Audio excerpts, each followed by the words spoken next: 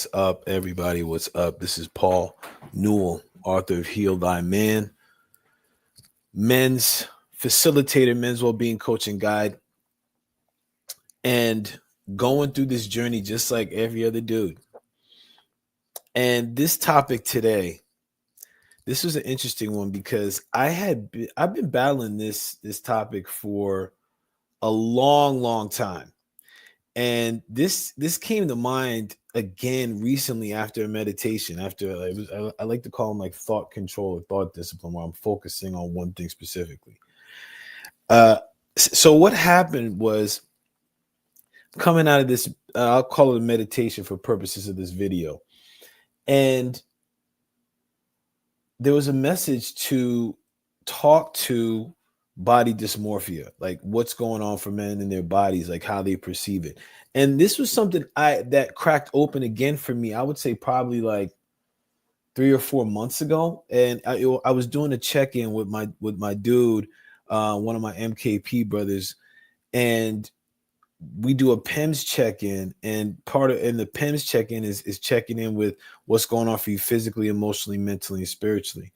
When I'm talking about the spiritual part of it, I recognize, I'm like, oh, junk, man. Like I not recognize, but I shared my experience with body dysmorphia and how I'm like, I'm like really not liking my body and all this stuff. And I tend to not talk about it because I didn't think that it was something that a lot of guys had talked about or even thought about. And I remember now this guy was like, oh, junk. After I was finished checking in, he said, hey, that's something that resonates with me. And then we got a little conversation about it. And when this came up again in meditation, especially when we talk about men's mental health and things like that, I think it's important that we talk about body dysmorphia and how it applies to men, or how men are experiencing this. Because listen, I've had times where I've sabotaged myself because I thought what I was seeing in the mirror was not real, because like I have an idea of my mind of what I'm supposed to look like. I'll give you, okay, so I got to tell you this quick story. So it was a while ago. It had to be like probably about, I don't know. It had to be like almost 10 years ago now at this point. And I was doing this Isogenics 30-day reset, right? And it was great for me. I was like, this is awesome. I was on a business trip and I was staying with my cousin. And when I looked in the mirror, I saw like this lean abs. I was like, oh, junk. And there was a point where I was like, oh man, listen, this looks great, man. Like, yo, I'm looking like this. Look at this, look at this. Don't you know, that day I went out and had a cheeseburger and I sabotaged myself. Why? Well, let's get into it. First of all, what is body dysmorphia? Right. Body dysmorphia is real simple. It's a distorted perception of a body that overrides reality. First time I heard this was when it was like probably at high school, when we talked, like when women would talk about it, like they have an image of themselves. And now thinking about it, there was probably a time when they talked about it for men, but I probably just don't remember. I just disregarded it. And what happens is there's, I know for me anyway, when I was younger, I was chubby, so I had a lot of I got teased a lot. Like I saw that I looked like an Ewok, because I had pointy ears, so I got teased a lot. And I was heavy, so I had a big chest, so it looked like I had boobs. And where I was growing up, there was a lot of athletic kids that were slender or whatnot, and I was like the chubby kid. So a lot of that stuff stuck with me. Like, I mean, yeah, I let it go, some of it anyway, but a lot of it stuck with me. So I found ways to cope with it. So what I would do over time, and as I got older, was like I would train extra, or like I would, like, even up until now, I still tend to wear, when I work out, like bigger clothes. Like I don't really show a lot of my body in public anyway. Usually don't take my shirt off in public. So there was these, so it's because even though my body to others may look good or normal, to me, I feel that it's a certain way, right? And that feel, right? You notice I didn't say I don't think, or I said I feel. So there's like a trauma or association aligned to that feeling of my body. And usually it's like, yo, I'm a chubby dude with boobs, man. Like, so it's like, I'll see the muffin top will be accentuated when I see it in the mirror, all this stuff. Now, how it shows how it can show up in men and how I've seen it over the years show up in men is that this can either, when it comes to training and taking care of themselves, they can either overtrain or not train at all. And I've been on both sides of the spectrum, even just now, like I'll get to it. But like one of my hacks is not really to call it a workout, but like, yo, I'm going to go move and strengthen myself. Like, it's not like, hey, this, like just the term workout, it's like, okay, I got to work to maintain this. No, my main thing is like to keep my body stronger, to move. But also it can be constant dissatisfaction. Been here too. Like, man, like even I could be looking freaking fresh, real good. Body's looking tight. People complimenting me. I'm not hearing anything because I'm thinking my body still needs improvement. Another one is comparing bodies in silence. Like that, this was something that happened for me when I was like even starting in high school, like when I used to wrestle, because I was still a little softy in wrestling, even though I was strong. My body was, to me, was soft. Again, maybe perception. But going to these tournaments and seeing like these jack dudes all ripped and shit, I'll be like, oh man, like am I supposed? I don't even look like this. I'm like, yo, man, you know what? Let me weigh on my shirt and shit. Like that was the stuff that was going on in my mind. Now, also hiding in clothes or humor. Remember what I said? Like, I have the tendency, like if I'm either nervous or I'm want to make fun of myself, like I'll have the tendency to crack jokes about myself or about my body. I'd done that for years. Like even when I was a kid, like even when I was chubby and I had a big chest, I would push it together. So even if they said, "Hey, you got boobs," I'd be like, "That's right. Look at these boobs," and they'd be like, "Ha ha ha ha." So it was like I was make a joke of myself, like, and I would put myself down in order to overcome like my own feeling of lowness for looking the way that I did, or like how I felt. So this is something like, and especially talking about this more, a lot of dudes experience this. And I'm like, oh shoot, I would have never thought. Anyway, but that's what it is. So when you think about this, and when I was like really reflecting on this, we always talk about, hey, men are be strong, and we have these images of what that looks like. Like it's usually like some jack dude, like, okay, yeah, that's strong. And that's because they put in work to look like that. But like when we look at it, like it's more than that, man. It's way more than that. So where does it come from, first of all?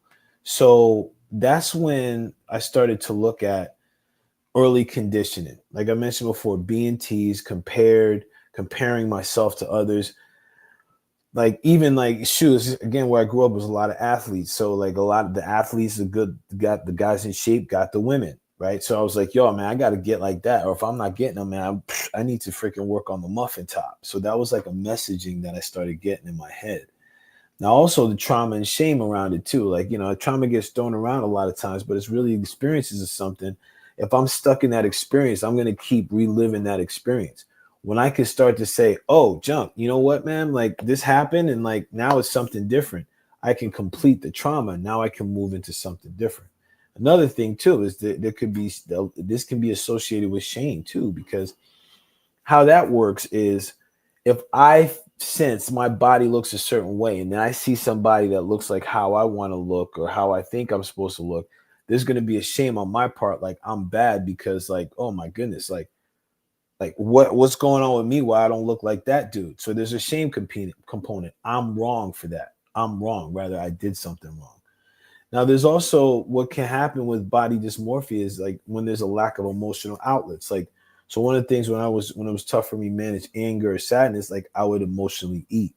So that would be something that's like, oh, junk. Like that was a way of an outlet of emotion for me. And it was a way for me to control what I was feeling, but I was taking it out on my body. So when it comes to body image, man, a lot of times, like what cats don't talk about is that, yeah, where it comes from. Yeah, listen, Ezeka, what's up? What's up? Yeah, man, listen, where it comes from and it really does have an impact on like a lot of things that we pick up in the perception of body, what strong is supposed to be. Now, here's what's something that's interesting, right? And it's the sabotage piece. You mentioned when it comes to where it comes from, like if I perceive myself a certain way, I have had the times of completely sabotaging my stuff. And when I was looking at this, I even created a a thing for this, right? I created a diagram for this. Look at this. See, I'm getting all fancy.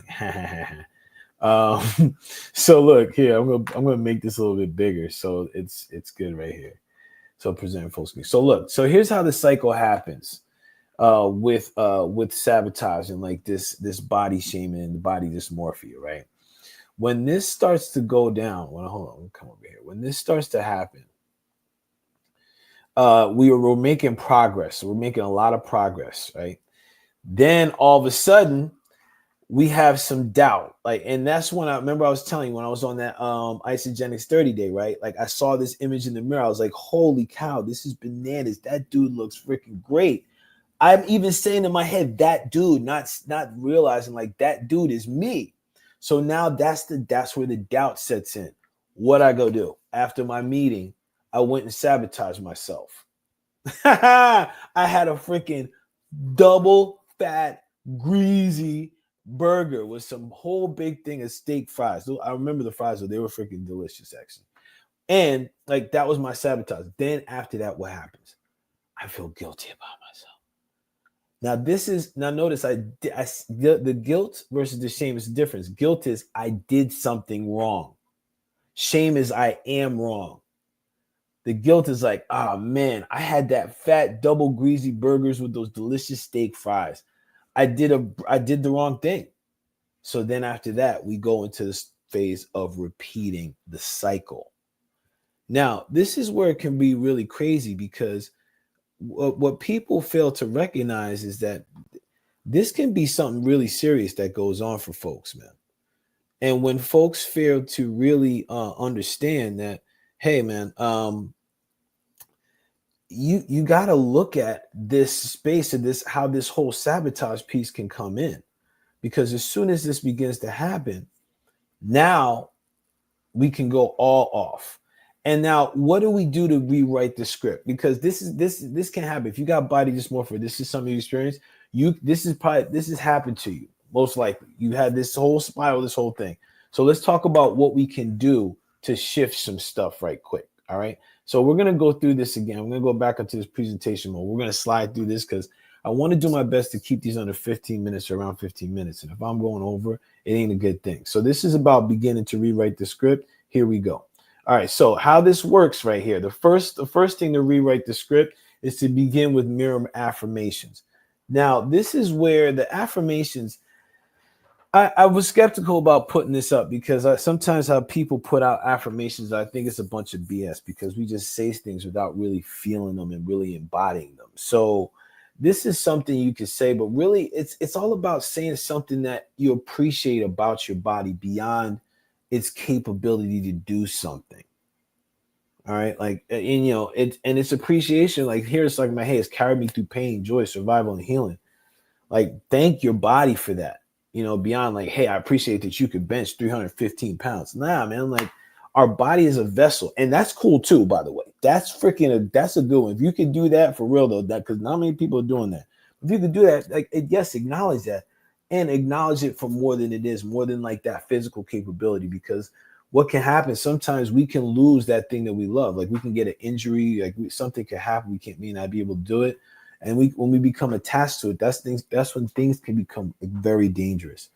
Actionable step number 2, choose nourishment over punishment. So one of the things that, again, when I was going to punish myself or sabotage myself, I'd eat or do some poor habit. So it would either be eating or drinking. One of the two. And now it's about, if I'm going to nourish myself, it's about like, how do I nourish myself through food? So I've found like recently, I've been making more juices. I was off the juice game for a while. I don't know. It's like maybe I was traumatized or something. Who knows? But I was off the juice game for a minute and recently just got back into it, especially like beets and watermelon type juices. Been playing with papaya juice too, which was good. This last one with papaya and pineapple was delicious. But listen, that's about nourishment. It's about taking the time to really create that juice and taking the time to really enjoy it. Actionable tool number 3, journal. Like, so here's 2 journals. What do you really believe about your body? Who taught you that? Is it still true? This right here is a journal prompt from the Blueprints models, right? And these are the types of prompts that we have in Blueprints. Like, it's not about like telling you what you're supposed to do or how you're supposed to show up. It's about you figuring out like, hey, how are you showing up in this way? Is it still aligned for you? Is that belief true? Is it true? Do you want to keep it? You want to get rid of it? You want to rewire it? All right, cool. What do you want to rewire it to? And who taught you that, first of all? Because we need to go and rewire that.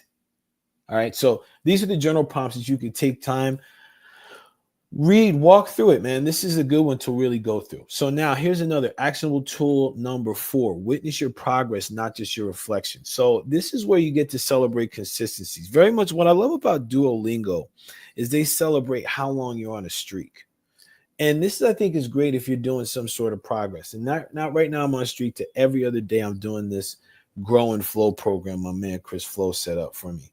Well, it's something he's got out there, but like I'm working with it. So it's weights and animal flow. And I just like it because I'm like, okay, every other day I need to make sure that I'm moving, right? So it's a way to keep track of it. I'm 2 weeks in. So yes.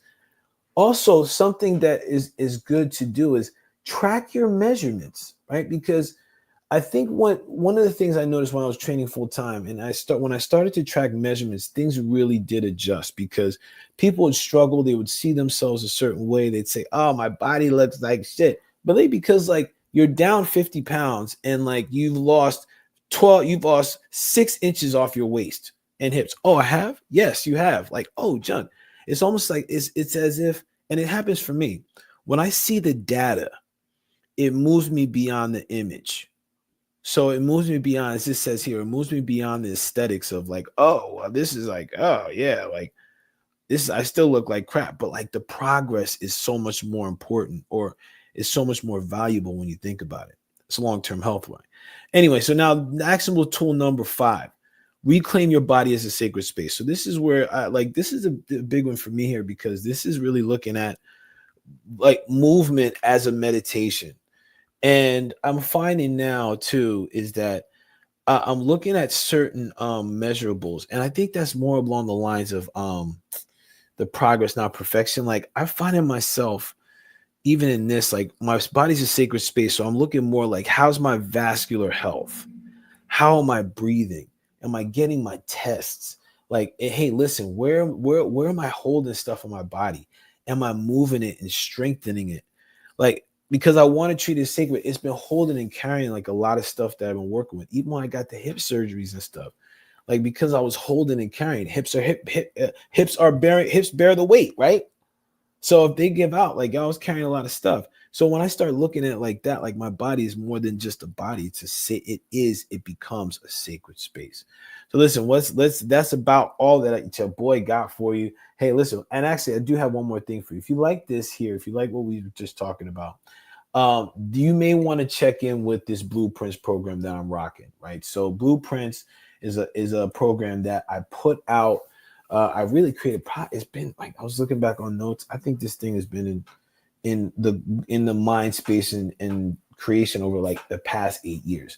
So I've been doing this program with the Juvenile Justice Commission in New Jersey, and also with Select Men, and also had a quick sprint for a co-ed cohort. And I'm offering this again. I'm doing another cohort. I really want to put this out here as a space or as an opportunity for men to grow in a way that is truly aligned to who they really are.